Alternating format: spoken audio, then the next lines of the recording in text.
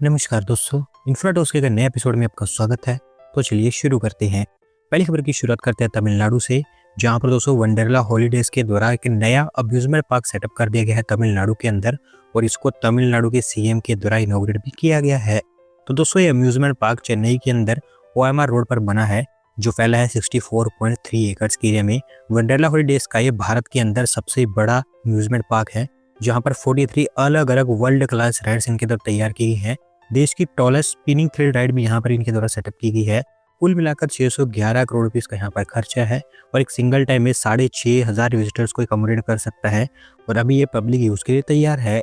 अगली दोस्तों update national monetization pipeline को लेकर है, जहाँ पर दोस्तों रेलवेज ने उनके मोनेटाइजेशन प्लान्स अनाउंस कर दिए हैं उनके एसेट्स को लेकर, और इस फेज में उनकी प्लानिंग है कि 2.5 lakh crore rupees asset monetisation के थ्रू रेस किए जाए। तो दोस्तों नेशनल मोनेटाइजेशन पाइपलाइन के पहले फेज के अंतर्गत रेलवेज ने पहले टारगेट रखा था कि 1.52 लाख करोड़ रुपीस रेस किए जाएंगे, पर क्योंकि वो टारगेट वो अचीव नहीं कर पाए थे, तो फिर उसको स्केल डाउन कर दिया गया था 1 लाख करोड़ रुपीस तक।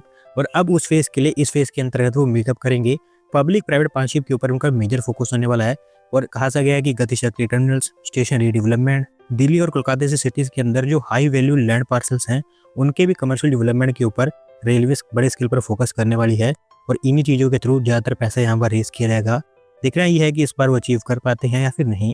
अगली दो अपडेट दिल्ली देहरादून एक्सप्रेसवे को लेकर है, जिसे national highway authority of India के द्वारा ट्रायल्स के लिए खोल दिया गया है, और अभी आप कह सकते हैं कि ये ओपनिंग के बिल्कुल क्लोज पहुंच चुका है। दोस्तों दिल्ली देहरादून एक्सप्रेसवे के फेज 1 में अक्षरधाम से बागपत तक का 32 किलोमीटर का सेक्शन ओपन किया जाएगा, और इसी को अभी ट्रायल बेसिस पर ओपन किया गया है। बागपत साइड से ईस्टर्न पेरिफेरल एक्सप्रेसवे से भी कनेक्टेड है, और बताया गया है कि in between Geeta colony, Shastri park और मंडोला विहार जैसे जो प्लेसेस हैं उनको भी ये कनेक्ट करेगा। और अभी अगले 1 महीने तक ये ट्रायल्स के लिए ओपन रहेगा, और इस दौरान जो भी कम्यूटर्स इसका इस्तेमाल करेंगे उनसे किसी भी तरह का कोई भी टोल चार्ज नहीं किया जाएगा। मोस्टली आप कह सकते हैं कि 2 से ढाई महीने के अंदर अंदर ये स्टेज पब्लिकली ओपन कर दी जाएगी।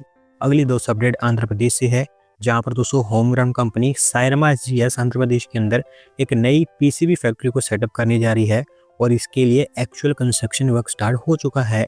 तो दोस्तों ये फैक्ट्री देश की सबसे बड़ी फुल स्पेक्ट्रम PCB फैक्ट्री होगी, जहां पर बहुत सिंगल लेयर और मल्टी लेयर वेरिएंट्स मैन्युफैक्चर किए जाएंगे PCBs के। नायडूपेटा इंडस्ट्रियल जोन के अंदर ये बनकर तैयार हो रही है। 12.56 एकड़ के एरिया में लैंड इनको पहले अलॉट कर दी गई थी, और इसी के चलते अब यहाँ पर कंस्ट्रक्शन स्टार्ट हो पाया है। 1,595 करोड़ रुपीस की यहाँ पर इन्वेस्टमेंट की जाएगी, और इसमें से ऑलमोस्ट 50% के आसपास इनको इंसेंटिव दिए जाएंगे आंध्र प्रदेश सरकार के द्वारा उनकी स्टेट इंसेंटिव स्कीम के अंतर्गत। एक साउथ कोरियन कंपनी के साथ इन्होंने यहाँ पर पार्टनर के रूप में टाई अप कर रखा है, जिसका इस जॉइंट वेंचर में 49% के आसपास स्टेक है। अभी क्योंकि कंस्ट्रक्शन स्टार्ट हो चुका है, तो इनका टारगेट है कि अगले साल के अंदर अंदर ये फैक्ट्री तैयार भी हो जाएगी, और साथ साथ उसी समय ट्रायल प्रोडक्शन भी यहाँ से स्टार्ट होंगे। अगली दोस्तों अपडेट नोएडा से है, जहाँ पर अभी एक और ग्लोबल कैपेबिलिटी सेंटर बनकर तैयार हो चुका है, क्योंकि Dubai based real estate firm Damac के द्वारा उनका पहला ग्लोबल कैपेबिलिटी सेंटर नोएडा के अंदर लॉन्च किया गया है। तो दोस्तों global capability centre 22,622 square feet के एरिया में फैला है, जहां पर यह company finance, operations, digital services और कमर्शियल एक्टिविटी से रिलेटेड बिजनेस फंक्शंस के ऊपर काम करेंगे। 250 के आसपास लोगों को भी इन्होंने हायर कर लिया है, और अगले साल 100 के आसपास लोगों को यहाँ पर और हायर किया जाएगा। ये दोस्तों अभी इनका पहला GCC है, अगला GCC भी इनके द्वारा अनाउंस कर दिया गया है, और वो अगले साल पुणे के अंदर बनकर तैयार हो जाएगा। अगली दोस्तों अपडेट हमारी रेलवेज की तरफ से है, जहां पर दोस्तों सेंट्रल रेलवे के द्वारा घोरपड़ी कोचिंग और मेंटेनेंस डिपो का ट्रांसफॉर्मेशन अप्रूव कर दिया गया है, और अब ऐसा बताया गया है कि इसको एक डेडिकेटेड हब बनाया जाएगा वंदे भारत ट्रेन की सर्विसिंग के लिए। दोस्तों फिलहाल अभी ये फैसिलिटी रूटीन कोचिंग और मेंटेनेंस के लिए इस्तेमाल की जाती है, लेकिन अब इसको वंदे भारत और अमृत भारत ट्रेन के लिए स्पेसिफिकली अपग्रेड किया जाएगा। टोटल 5 लाइन्स यहाँ पर तैयार की जाएंगी, जिसमें से 3 लाइन्स तो LHB कोचेस की मेंटेनेंस के लिए होंगी, जबकि 1 लाइन वंदे भारत ट्रेन के लिए होगी, और 1 अमृत भारत एक्सप्रेस ट्रेन के लिए होगी। 90 लाख रुपीस ऑलरेडी यहाँ पर सैंक्शन कर दिए गए हैं इनिशियल काम को स्टार्ट करने के लिए, और अभी आप कह सकते हैं कि अगले कुछ ही दिनों के अंदर अंदर यहाँ पर प्रिपरेशन स्टार्ट हो जाएगा।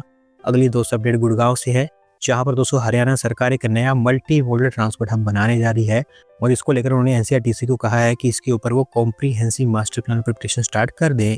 तो दोस्तों ये मल्टी मॉडल ट्रांसपोर्ट हब 15.2 एकड़ के एरिया में फैला होगा, और स्पेसिफिकली गुरुग्राम के मिनी सेक्रेटेरिएट और डिस्ट्रिक्ट कोर्ट के पास इसको तैयार किया जाएगा, जहाँ पर एक बस स्टैंड, एक multi level parking, auto rickshaw base और गुरुग्राम मेट्रो की डायरेक्ट कनेक्टिविटी होगी, जबकि RRT स्टेशन के साथ भी यहाँ पर डायरेक्ट इंटीग्रेशन किया जाएगा एक पाथवे के थ्रू, क्योंकि जो राजीव चौक के पास RRT स्टेशन बनने वाला है वो डायरेक्टली इसी से कनेक्टेड होगा।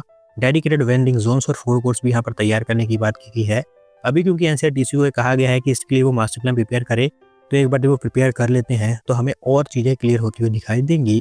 आज की दोस्तों आखिरी अपडेट एक कंपनी एक्विजिशन को लेकर है, जहाँ पर दोस्तों इंडियन IT जायंट विप्रो के द्वारा American company Harman digital transformation solutions को एक्वायर कर लिया गया है और इसके लिए उन्होंने $375 मिलियन खर्च किए हैं।